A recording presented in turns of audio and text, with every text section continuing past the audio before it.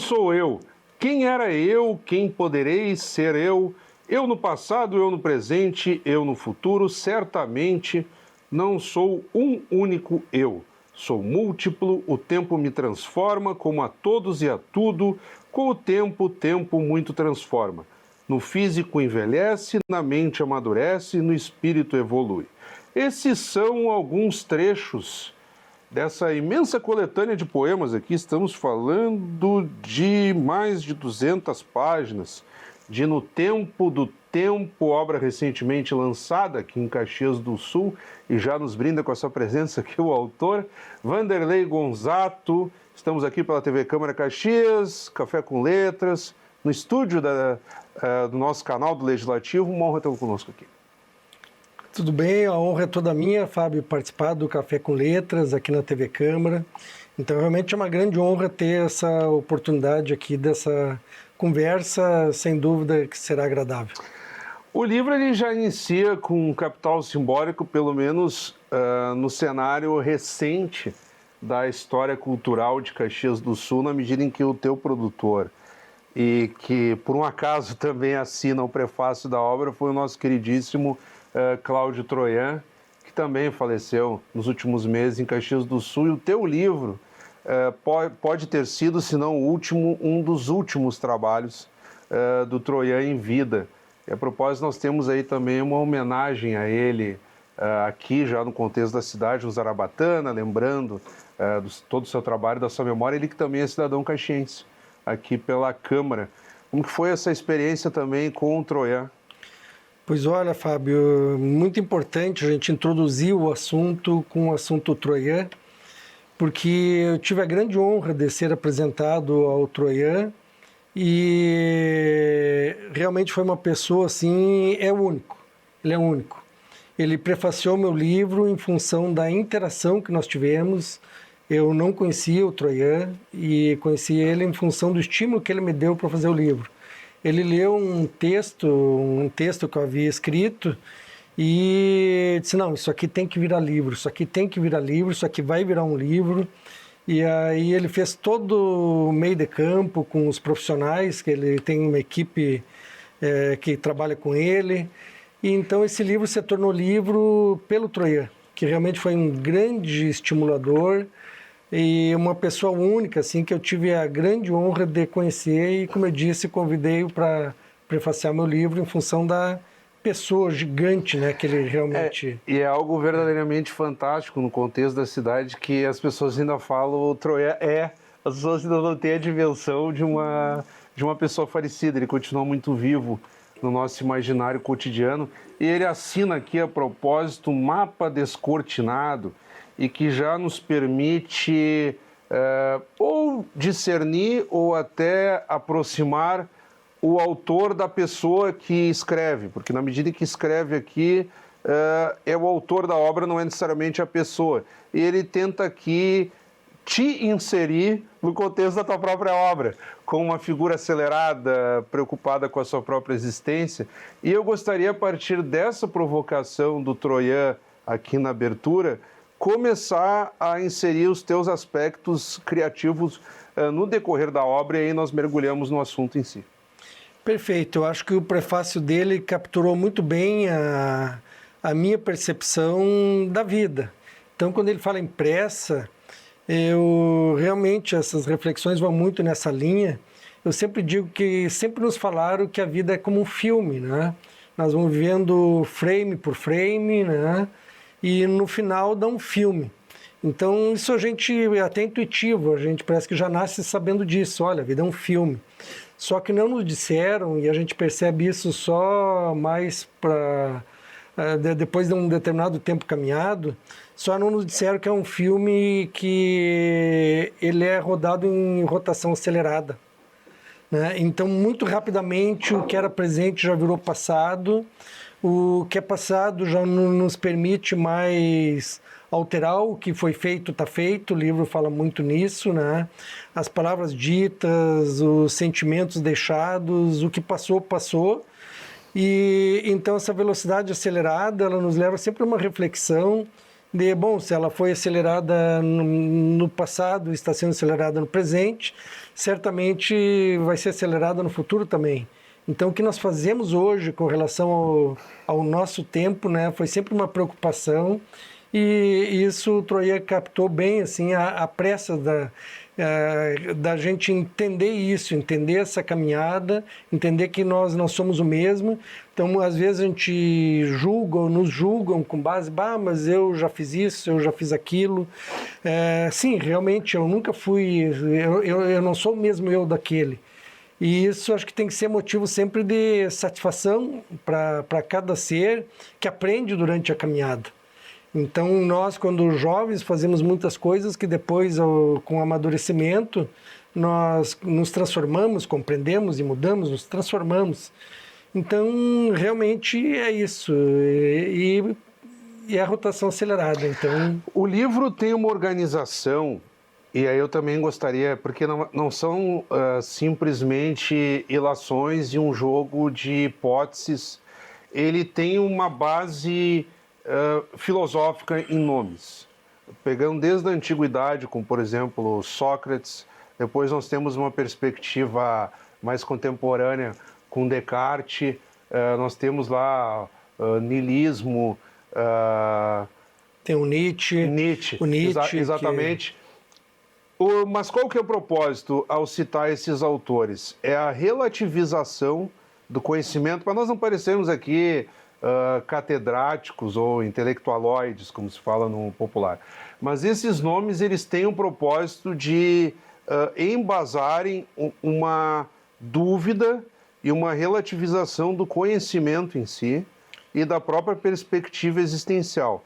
E isso vai servindo como um dos ganchos da obra, e depois nós temos lá a ideia do divino, das soluções mais do ponto de vista religioso, de crença, mas eu queria entrar nesse primeiro momento no campo do conhecimento e da relativização daquilo que se sabe ou do que não se sabe. E se tu quiseres pincelar o porquê da escolha desses filósofos com os quais nós começamos a trabalhar aqui no nosso bate-papo. Perfeito, Fábio. Muito bem contextualizado. Ele não tem uma lógica. O porquê da escolha, ele não tem uma lógica porque o livro, eu acredito que muitos dos que escreveram o livro vão compartilhar desse pensamento que eu tenho, a não ser que seja um livro de matemática, um livro puramente lógico, mas o livro, principalmente filosófico, ele é muita intuição. Então, no momento que se escreve, eu sou uma pessoa que sempre gostei muito de ler. Eu li desde a minha infância, eu leio. Gostei muito, li muito, muito. E num determinado momento, então a gente começa a fazer conexões lá com Helena Blavatsky, né, com Nietzsche, né, que é eu considero um dos pensadores mais profundos sobre a natureza do ser, não a natureza aparente, mas a natureza em sua essência. E num determinado momento, como que intuitivamente, a intuição, eu não quero dizer no sentido esotérico, mas uma intuição no sentido, talvez, lá do subconsciente, do Freud, né? Em um determinado momento, não só aquilo que está no nosso parâmetro do consciente, mas que no subconsciente essas coisas se conectam. Porque eu não acredito que tenha uma intuição que nasce do nada, ela é fruto do conhecimento, daquilo que a gente viu, daquilo que a gente leu. Assim como a gente não se lembra quem nos ensinou que 1 mais 1 é 2, em determinado momento nós estamos num piloto automático praticando isso, que 1 mais 1 é 2, e assim também a literatura. Então quase a gente que lê... criança que aprendeu a caminhar, né? Quer dizer, perfeito. Ela não vai mais pensar como é que faz para caminhar. Não pensa mais como caminhar. Caminhando, e né? o livro foi muito isso, exatamente. Está bem representado, né? Foi muito disso. Eu li vários autores, como no teu contexto tu citou, né? Nessa leitura a gente encontra pontos contraditórios, pontos que ao invés de responderem dúvidas, eles suscitam muitas outras dúvidas, amplia. Então, isso vai nos ampliando também o nosso horizonte de conhecimento, né? Então, nós vamos fazer agora, Vanderlei, batendo em quase 10 minutos de bate-papo, o nosso primeiro intervalo, e quem está nos acompanhando neste momento Continuem conosco aqui com esse bate-papo com Vanderlei Gonzato. No Tempo do Tempo, já voltamos.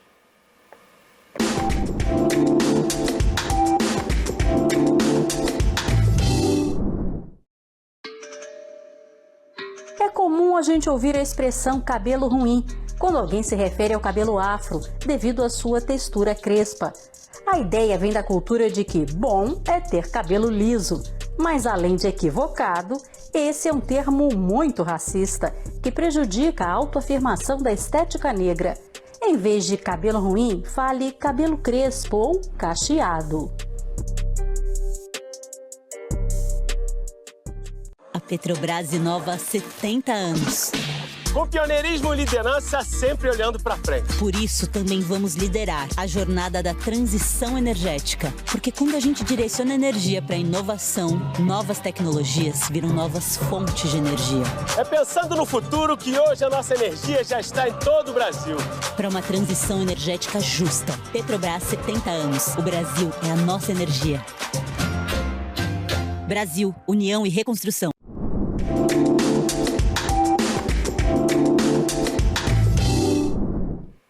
Estamos de volta aqui, um Café com Letras desta semana, hoje recebendo aqui Vanderlei Gonzato, no Tempo do Tempo, essa coletânea poética. E nós vimos falando, Vanderlei, antes do nosso intervalo, sobre o aspecto mais existencialista da obra e dos questionamentos daquilo que de fato sabemos ou tentamos saber. E um dos pontos da obra, e tu começaste a citar Nietzsche, ele vai caminhando, digamos assim, o texto vai caminhando no sentido da perspectiva existencial, bem naquilo assim, pô, mas se eu estou sofrendo, se alguém morre, se alguém fica doente, por que Deus não evitou isso? É aquele princípio mais remoto, digamos assim, do questionamento da existência ou não de Deus, ou por que Deus permite determinadas coisas ou não permite, dentro da perspectiva de um Deus que governa o mundo. E depois eu vou te provocar, porque em dado momento da obra nós falamos de deuses e não de um Deus na perspectiva monoteísta. Perfeito, fico muito feliz que tu tenha lido meu livro em profundidade. Pelo comentário se evidencia isso. E realmente é essa a proposta do livro. É realmente buscar a diversidade que existe de caminhos, né? Através dessa reflexão que nos transforma, né? Porque nós temos assim, por exemplo, ali é colocado até, por exemplo, eu não vou lembrar os nomes aqui, mas o Deus do Trovão, Deus não sei o quê, e aí nos permite rememorar lá a antiguidade, Grécia, Roma, e que quando aconteciam catástrofes, e isso a população da época, sobretudo no Império Romano, e os próprios imperadores, eles levavam muito a sério isso. Os deuses estão revoltados. Então aí temos crise econômica, temos pandemia, e aí é feito toda uma articulação no sentido de corrigir essa revolta dos deuses, né? Perfeito, essa parte é no capítulo Mataremos Nossos Deuses, porque e tem muito a ver com as reflexões do Nietzsche, e na qual eu acabo chegando a algumas conclusões um pouco diferentes da do Nietzsche, mas usando a própria perspectiva do Nietzsche, né? De que nós, à medida que nós chamamos de Deus, aquilo que nós não explicamos. Então, segundo Nietzsche, não existe um ser supremo, um ser fora do eu, né? Então, nós somos a própria manifestação de Deus, e que muitos deuses foram criados para explicar as deficiências humanas de entender a realidade. É mais uma perspectiva alegórica mesmo. Sim, uma perspectiva alegórica. Então, essa reflexão do Mataremos Nossos Deuses é bem isso. Nós tivemos deuses lá primitivos, esses deuses, à medida que se explicou a chuva, o trovão, o raio, então Deus já não fazia mais aquele papel, passou a ser uma consequência da física. Mas o livro ele caminha nessa reflexão, e no final a gente vê que que quanto mais nós respondemos essas questões, mais surgem questões mais complexas, né? E que leva a esse questionamento: mataremos nossos deuses? Então me parece que não, né? Não querendo adiantar alguma conclusão, né? Mas me parece que a complexidade do universo no micro e no macro, nós podemos explicar como é que funciona. Mas a explicação de como funciona não justifica por si só a existência disso tudo. Há mais ou menos uns 7 ou 8 anos, numa das edições de Feira do Livro, na Praça Dante Alighieri, aqui, o Café com Letras, eu pude entrevistar o filósofo e escritor Luiz Pondé, e ele lançava naquele momento uma obra, Os 10 Mandamentos mais um. A editora o provocou no sentido de problematizar os 10 mandamentos da lei de Deus, muito utilizados pela Igreja Católica, por exemplo, e ele acrescenta mais um, que é terás esperança no mundo, problematizando o pessimismo em Kafka, como que ter esperança fosse uma meta um tanto difícil, porque os mandamentos eles vão no contrapé, né, naquilo que é um pouco difícil de manter, e ele vai te recomendando. E dentro dessa perspectiva mais utilitária ou mais religiosa, tu inseres também um conceito mais cru, e mais objetivo, melhor dizendo, de evolução, que é o próprio darwinismo, a seleção natural, né? Perfeito, perfeito. Então, aquilo que a ciência avançou, ela não é excludente para que nós possamos entender complexidades mais complexas. Embora a redundância, sim. Nós sabemos que há uma gradação, sem dúvida, da própria complexidade, né? Uhum. Então, se explicou a evolução das espécies através do Darwin, né? Mas ali eu faço até essa provocação, mas o início de tudo é muito, ainda pouco racional, pouco entendível à luz da razão, que um amontoado de aminoácidos, 20 aminoácidos, né, que nos compõem tanto o ser humano como os seres vegetais, né, que um amontoado de aminoácidos lá numa solução efervescente, sob alta pressão, sob determinadas condições, geraram essa nossa complexidade que é a natureza, não só nós, seres humanos, Sim, né? Alguém teve que promover isso, daí o divino, né? Exato, então não é por exclusão, né? Então realmente o darwinismo foi uma grande contribuição, né, para a ciência, e o livro, acho que ele consegue isso. O próprio Troyer, ele lia, né, e ele me entusiasmou porque ele era um entusiasta ao ler, né? Ele dizia: caramba, isso aqui eu acho que está certo, caramba, isso aqui eu acho que faz sentido, né? Então o livro, acho que ele consegue fazer isso, ele não exclui, né? Ele não precisa excluir a ciência para que nós possamos também fazer alguns questionamentos que nos remetem ao divino. Não é essa a intenção, mas é uma consequência daquilo que foi escrito. Tu já havias falado que é o teu primeiro livro, até por incentivo do próprio Troyer. Tem a ideia de publicar mais? Tem no forno? Como é que estamos? Eu teria artigos suficientes para mais um livro. Mas nessa mesma linha? Nessa mesma linha. É a linha que eu gosto, né? É a linha que realmente, como eu disse, é bastante intuitiva, né? Já me sugeriram que, como eu gosto de escrever, me sugeriram em outros gêneros, mas eu realmente...